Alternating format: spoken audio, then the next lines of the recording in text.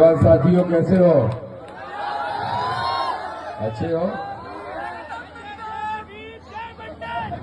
सबसे पहले तो माता सावित्री बाई, महात्मा ज्योतिबा फुले, बाबा साहब अम्बेडकर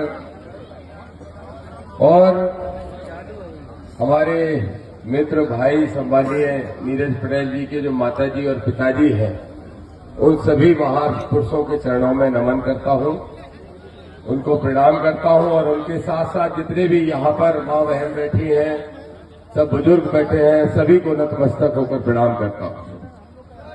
हमारे आजाद समाज पार्टी के राष्ट्रीय अध्यक्ष जी और देश में शोषित और वंचितों की आवाज को पूरी ताकत से उठाने वाले आदरणीय सांसद मंचासीन भाई चंद्रशेखर आजाद जी रहे।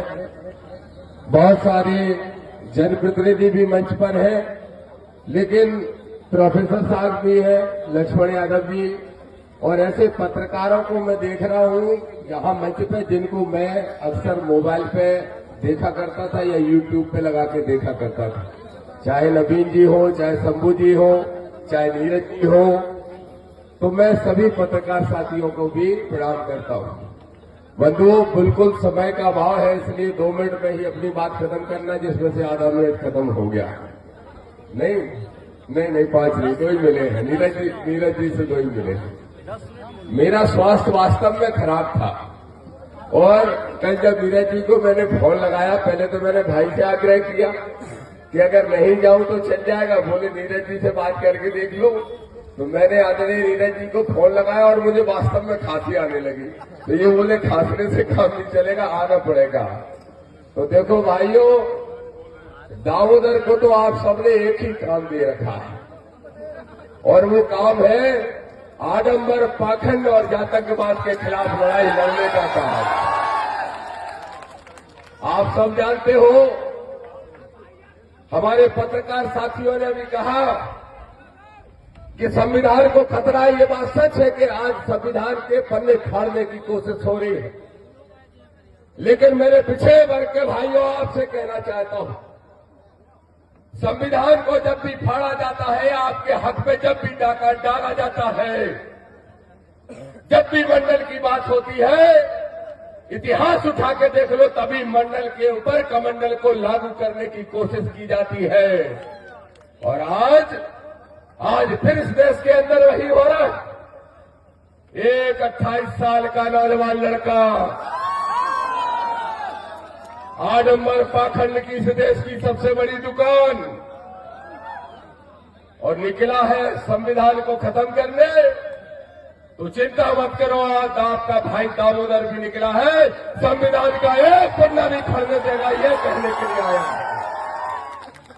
कहते हैं हम सबका इलाज चमत्कार से कर देंगे, पर्चियों से कर देंगे। और जब निकले यात्रा लेके, तो तीसरे ही दिन मुंह में बुखार आ गया, तो मुंह में थर्मामीटर और हाथ में बीपी चेक करने की मशीन थी। मैंने पूछा, रोज एक सवाल अनुसार मैंने कहा कि अरे इस बात का जवाब दो कि दूसरों का इलाज पर्ची और अंधविश्वास से और खुद का इलाज विज्ञान से करने वाले लोग, बोलो मेरे पिछड़े वर्ग के भाइयों, किसान भाइयों, क्या आपका कभी भला कर सकते हैं? तो इसलिए एक ही रास्ता है।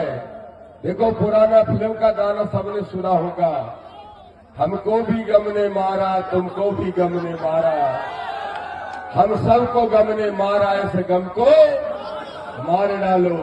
और ये गम है अंधविश्वास, ये गम है पाखंड, और ये गम है जातंकवादी घटना, जातंकवादी सोच। इसलिए दामोदर अपने नेता आदरणीय भाई चंद्रशेखर आजाद जी के सामने इस बुंदेलखंड की धरती पर खड़े होकर कह रहा है, इस बुंदेलखंड को न लुटने देंगे, न मिटने देंगे, न बाबा साहब के संविधान को आज आने देंगे। अपने हक अधिकारों की लड़ाई लड़ रहे हैं और मरते दम तक लड़ने का काम करते रहेंगे। बस इतनी ही बात कह के अपनी बात समाप्त करने का काम करूंगा। आप सभी को कहूंगा, नीरज पटेल साहब से कहूंगा नीरज जी, आपकी जरूरत हमारे मध्य प्रदेश में भी है।